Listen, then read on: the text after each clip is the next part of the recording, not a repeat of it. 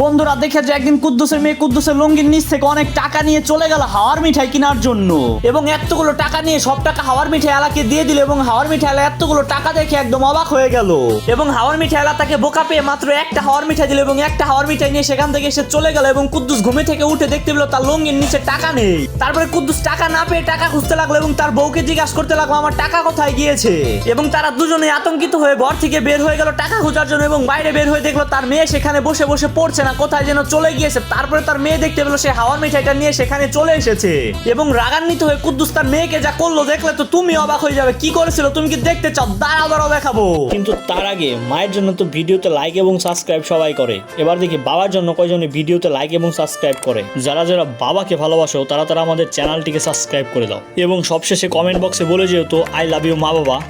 এবং কুদ্দুস রাগান্বিত হয়ে একটা বড় লাঠি দিয়ে তার মেয়ের পিছনে ইচ্ছা মতো মারতে লাগলো।